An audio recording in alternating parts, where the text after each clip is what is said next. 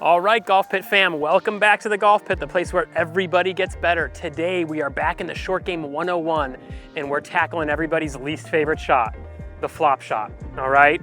Now, here's the thing. I don't even like to call that the flop shot. I think it sends the wrong mentality into the player, okay? I like to simply call it the high shot. And you know what? There's two flavors. We got our chocolate, a little more risky, a little more wild. We got our vanilla, much more plain and simple and reliable. You always know what you're gonna get. So we're gonna talk about both of those and how we can have all you guys hitting greater, higher, softer shots. All right, guys, so in our analysis of what shot we have to hit, we have to look at the pin. How much green do we have to work with? Is there any bit of slope? In this situation, we've got a bunker, and then we've got the green coming on a downslope towards the flag. So even a high soft shot will hit here and release a little bit more than we would like, okay? Your vanilla shots on this pin are gonna finish 6 to 10 feet probably every time. You should, doing it correct, not hit one vanilla shot in the bunker and not hit one vanilla shot over the green. Short game starts with analyzing your lie, analyzing the shot you have to hit, and figuring out what type of risk reward we got. What's your appetite today, chocolate or vanilla? Let's go find out. Let's talk about the standard high shot. Now, a couple videos ago, we did a short-sighted high shot. Okay, you guys can look back in the library and you'll see that short-sighted high shot. This is what I call a longer high shot. I've got to carry this ball over a bunker to a green and then onto the pin. I'm not right next to the green. Okay, so let's go through a couple of components of what really have to happen to make this easy and simple for you guys, all right? Number one, whenever I'm going high, I need to think about my ball position. My ball position needs to be by my front foot, okay? This is gonna help me more effortlessly get the ball up in the air. Number two, we're gonna talk about the club face. We need to make sure that club face is a little bit more open. Okay, if I'm going a vanilla flop shot, guess what?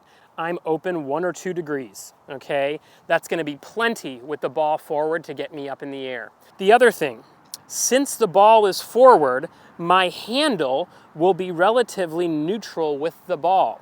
I'm never gonna put the ball forward and create shaft lean. This really, as you can see, de-lofts the club, and now I'm not hitting it higher, I'm hitting it actually further. So as I get in here, I like to get my ball forward, I like to get my face a little bit open, and I like to get my hands even. Now, distance from the golf ball for our vanilla shot is gonna be relatively close. Again, when people hear flop shot, all of a sudden I get this visual. And you know what? They back away, they get further, they drop the hands, right? There's a lot of variables in that shot, and this ball could go anywhere. The number one thing I think about anytime I hear or see a high shot that's further, I think about the rhythm and the pace of the backswing, okay? I always want a longer, slower swing. I'm never gonna get up here and try to hit this golf ball over the bunker and take a short, quick swing. We've got to make sure that our hands stay soft. That's a big key for creating a smoother swing. The hands get tight. The club can't even swing. I can't feel the weight of the club head, okay? So I've got my great setup. I've got a longer, smoother swing. I often feel like it's gonna be a slower backswing, okay? Now, talking vanilla, I don't need a lot of a wrist hinge. Just a longer, slower backswing, a ball forward, and an open club face is gonna give you everything you need to get this golf ball up over the bunker. What has to happen on the way down?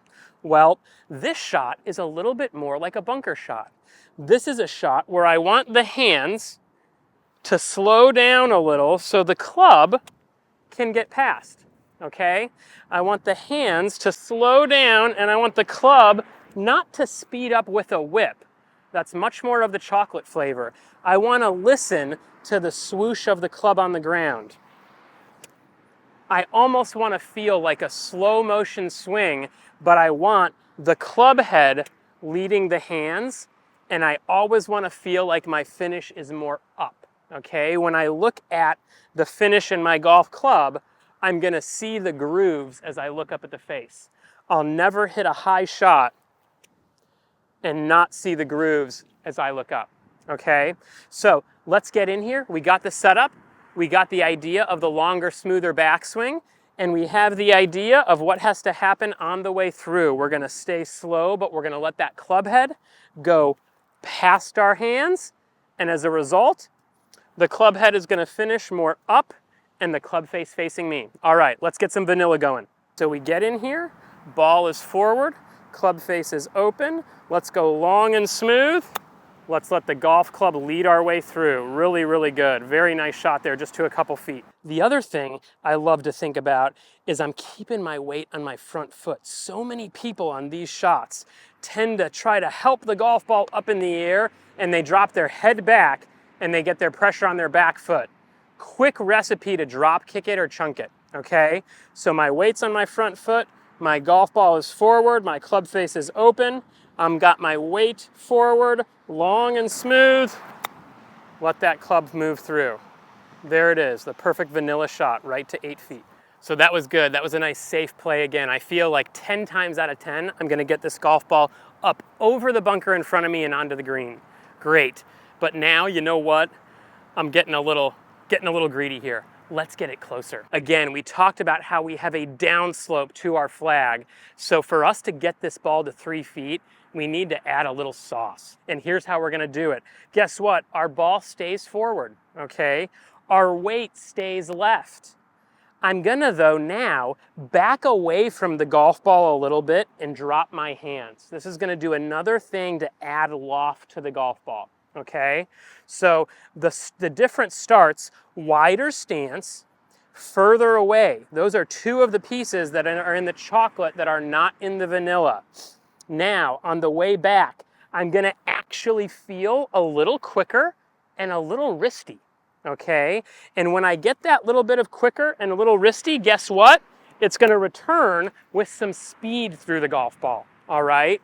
I'm still trying to hit down and in front of it, but I'm trying to attack the ground and add some speed. Let's get in here. Ball forward, face more open. Good, weight still on the left foot. I've dropped my hands a little bit.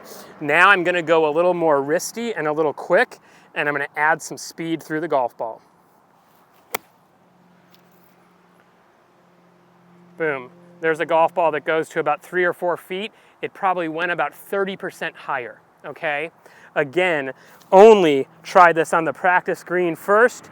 Get it mastered before you ever take it out onto the course. I will not hit this shot unless I absolutely have to, okay? I call it the chocolate, I call it the super flop. Here it is again. The ball's more forward, the face is more open, the handle is lower. Good, my feet are wider, and now I'm gonna get a little more speed and a little bit more wrist, and I'm gonna let that club swing through quick, okay?